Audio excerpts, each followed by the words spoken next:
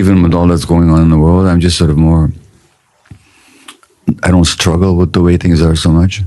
I may like them or not like them. I may react or not respond, but there's not a struggle against just the beingness of things. I'm certainly noticing that. Yeah. And people, I had a visitor a week ago who I hadn't seen for a few years, and she says, "You've changed." And I said, "Oh yeah." She says, "You've become softer," and if that's true, it's good. It's a sign of kind of loosening inside. You used to work in palliative care. Yeah. And I think you're familiar with the book by Bronnie Ware, The Palliative Care Nurse, The Five Regrets of the Dying. Yeah. What I thought would be interesting today for our fourth conversation on my podcast together is to maybe go through each of those 5 regrets, because I'd love to know from your perspective what each of these regrets says about where we are, who we are, what things are important to us. Yeah. And so the first of those 5 regrets is, I wish I had the courage to live a life true to myself, not the life others expected of me. Yeah. And so let's keep in mind that, like when I used to work in palliative care, which I did for 7 years, and this nurse who wrote the book, she's Australian, and she wrote the book about 12 years ago now. They weren't talking about people dying at old age. They were mostly, it's about people dying before their time. And so the regrets that they had as their terminal illness, usually malignancy or perhaps chronic autoimmune disease, brought them to the end of their physical existence. What did they regret? And the top one was, I wish I had the courage to live my own life rather than the one that people expected of me. I would reframe that because there's a deep truth in it. And as you know, and perhaps we've talked about, from my point of view, very often the people that do develop chronic illness are people that have suppressed their own true selves for the sake of being accepted to others. And that self-suppression has deep physiological consequences on the immune system, on the nervous system, on the heart, and so on. So that self-suppression is also physiological self-annihilation in some ways.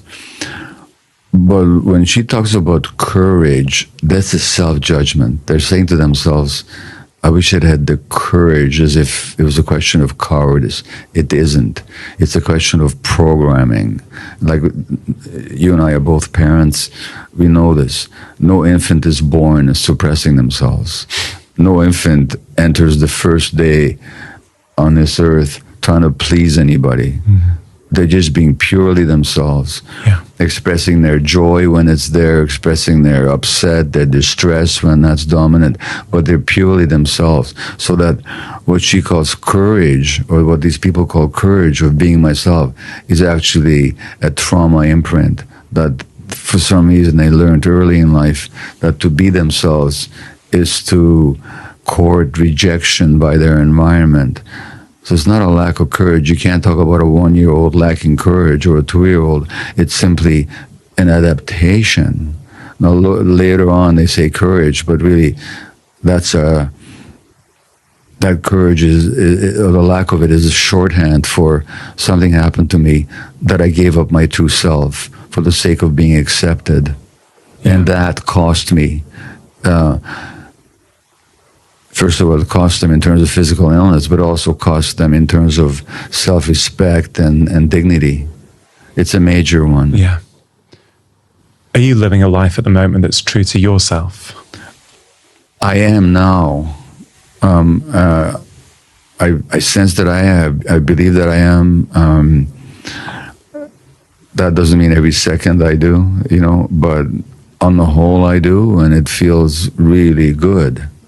And I know, I had dinner last night and you were telling me that you're finding yourself far more self-expressed and comfortable with who you are than you used to. So that's the good news, people, is that this is a process that can continue for a lifetime. Yeah. But I really see that people who suppress themselves really suffer. Yeah. So that first regret, I wish I had the courage to live a life true to myself. I'm really glad you picked out the word courage, because that word also stands out to me. Yeah. It's very interesting to use that word. Yeah. Well, it's a self-judgment, isn't it? It is. Yeah. You know, I could have done better. I should have had the courage, is what that kind of says. Yeah. It's interesting, Gabor, you said when you turned 80, or as a consequence of you turning 80, you realize that, 13 years ago you gave it your medical practice. Yeah. Will you be alive in 13 years? That's very striking. Yeah. Are you afraid of death? In principle, I'm not, but I don't really know till I have to face it. I won't know how afraid I am until it confronts me, At this point, I feel healthy and I get to do what I want to do, and I have vigor and I have interests and excitement and love and likes and dislikes, and I'm quite alive, What happens when I have to confront the actuality of it? I have no idea how I'm going to respond. So sometimes I get fear around it. I mean, I don't want to give this up. I don't want to give up this life. But other times I say, well, if I do, I've lived and it's been good and there's not much to regret, So yes and no, but I won't really know until I'm up against it. You've spoken publicly before about your journeys with plant medicine. Yeah. Does that change anything for you, I guess, or has that changed anything in terms of how you may view what happens at the end of human life? Because many people will say for them it does change how they perceive themselves, how they perceive death, how they perceive what this experience of life actually really is. Well, specifically, as you're probably aware, they've done studies on end-of-life anxiety with psilocybin, so-called magic mushrooms. And people report spiritual experiences. Yeah. And people report a significant abatement of anxiety they had on dying. These are people who are terminally ill. And nothing that the medical profession could offer to reverse the course of their fatal illness. But they had much less anxiety about dying as a result of those spiritual experiences that were induced by taking the mushroom. Yeah. For me, I've never faced death in that sense. When I think of some of my psychedelic experiences, and if in retrospect I allow myself to sink into them, I can say in that state I would not be afraid of death. I'd say that there's a larger reality than the persistence or cessation of this particular lung represents. I would say that if I project myself back into those experiences, again, how I will face it when it happens or when it becomes inevitable, I don't know. Yeah. Society's view, or this society's view of people getting older, 80 seems to be the age where we often expect people to be doing less, being less mobile, less vital. Not everyone, of course, but many. Yeah. You seem to be someone who has this love of life, this vigor, this message you want to share. You seem to be traveling all over the globe at, pretty regular intervals. You've come into London for 4 days. You're going to help me do some teaching with doctors tomorrow, which is incredible.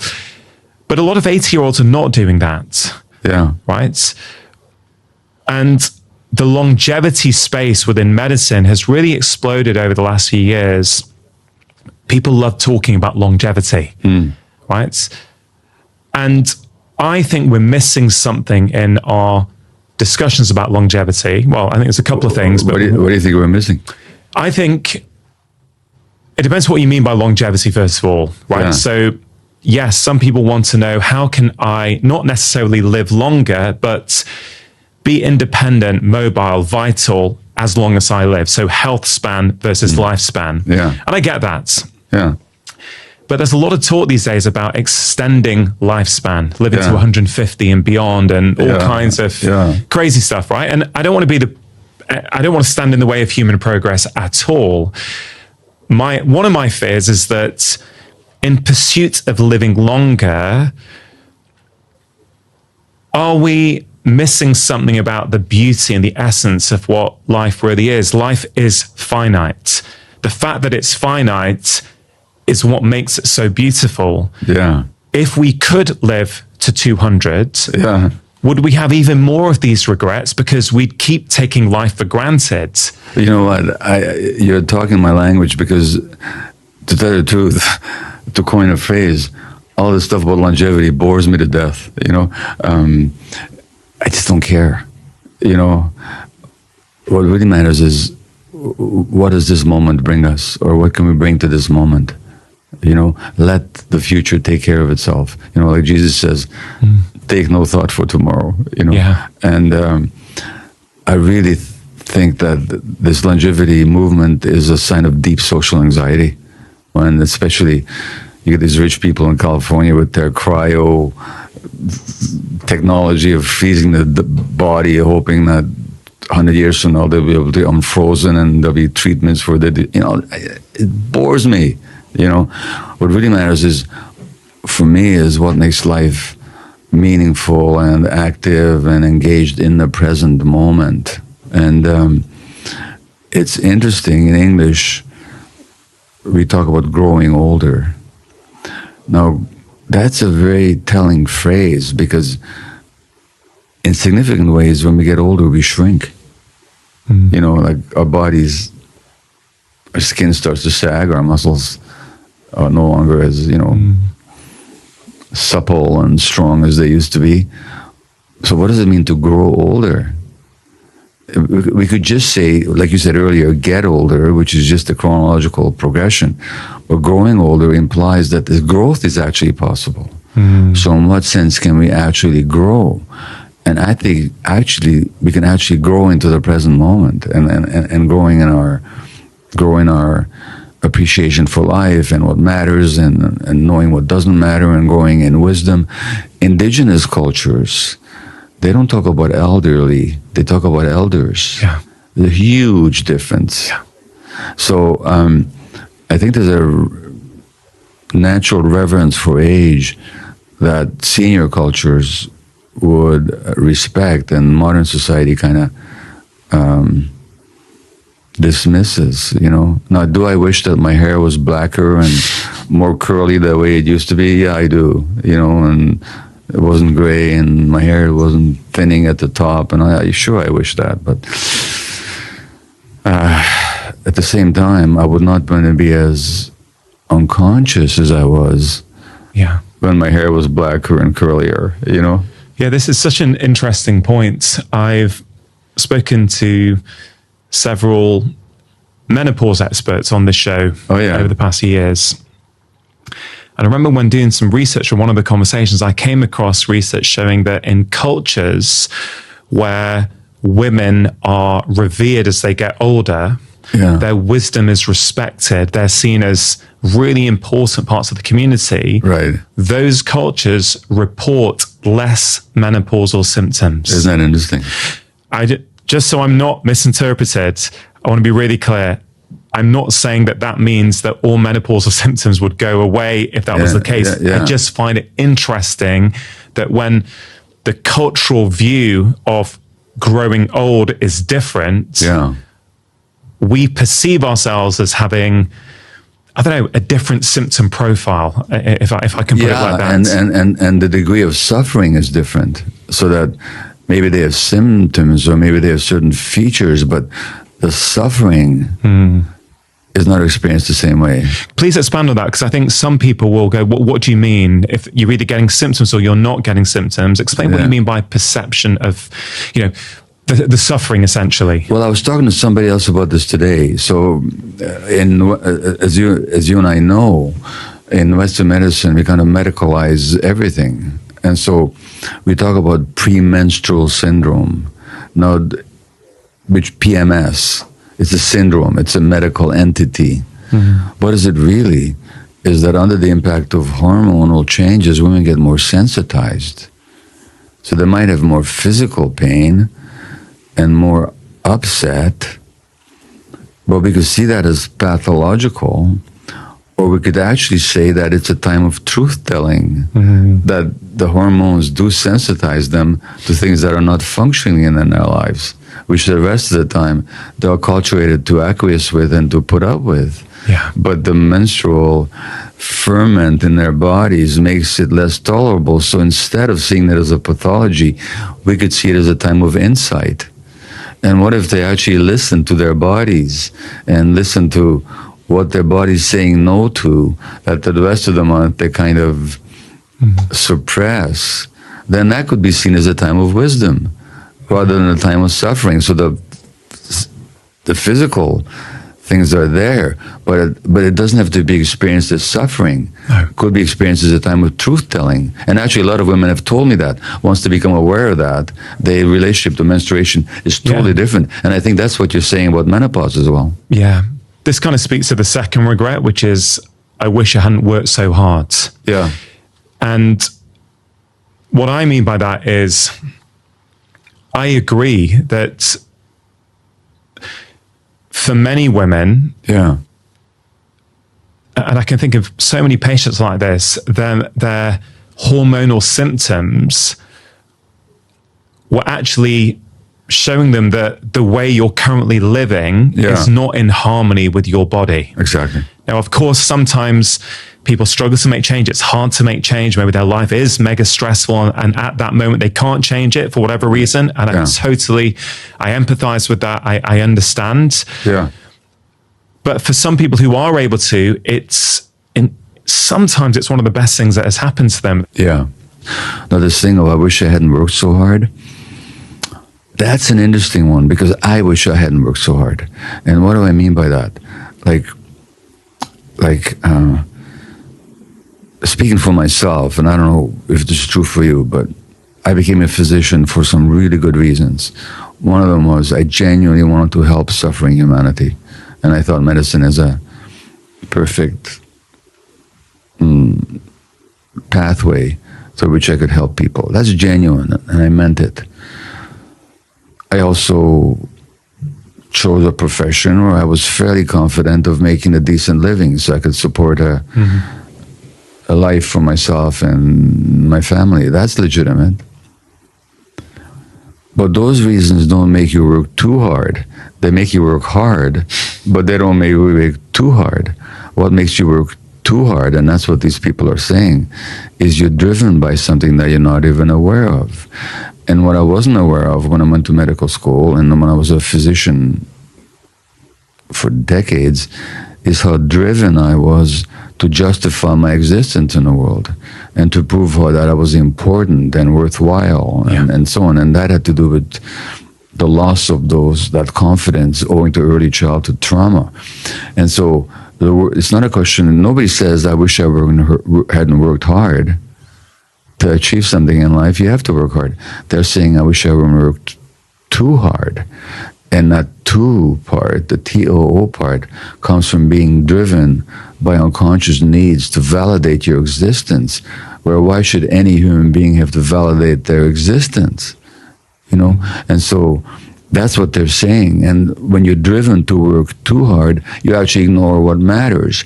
And what matters is what you were telling me last night about how much it matters for you to spend time with your family. So every summer you take a bunch of weeks away from your podcast and you just spend time enjoying your kids and your wife and your family. And I didn't do that. For me, it was very hard to even take holidays. I always felt I had to keep working. If somebody was pregnant, oh my God, what if I would miss their delivery? Like the baby couldn't enter the world without me, you know? So that drivenness is what makes people work too hard. And so it's not a matter of working hard, it's a matter of working too hard. And where does that come from? Again, that comes from childhood trauma. A lot of doctors, and I have several friends like this, they don't take their full allowance of annual leave. Sounds like you may have been similar. I had that tendency, yeah. Yeah, and often people will say, and I have a friend who says this, yeah, but my patients need me. Oh, they don't need them. They need medical help. Yeah. But I think we have to ask ourselves, and this is very, very common in medicine, actually. I'm sure it's common in other professions as well. Yeah. It's interesting when you don't take your full allowance of annual leave that your contract entitles you to. It's often paid time off, right? It's part of your job. Yeah. When you're not taking it, of course, there can be reasons for that. There can be reasonable reasons. There can be work reasons. But if you're not, I think it may be worth reflecting on some of those underlying, those real drivers of that. Well, it occurs to me that what your friend is actually saying is not that my patients need me, but I need my patients to feel okay. And when I'm not working to help them, I don't know who I am and I don't feel comfortable with myself. So I need them. Now that means get thee to a therapist and deal with it. And not only that, even your capacity to help your patients over time will be eroded. Totally. By the way you're stressing yourself and you're not taking care of yourself. And physicians are notoriously programmed to ignore themselves. And there was a very interesting study that I mentioned in the book, The Myth of Normal. They looked at the fraying of the chromosomes of people. And, when we're born, we were born with certain structures called telomeres, and telomeres are DNA structures at the end of our chromosomes. And their fraying and their shortening is a mark of aging and of stress. And they looked at the telomeres of medical residents compared to other people their age. They age faster, they fray faster. Yeah. And so physicians are driven to actually not spare themselves and to literally consume themselves in the work. Now, in the long term, that may make you a very popular and very successful doctor, but in the long term, it's going to be at the expense of your marriage and of your children and of your own mental and physical health.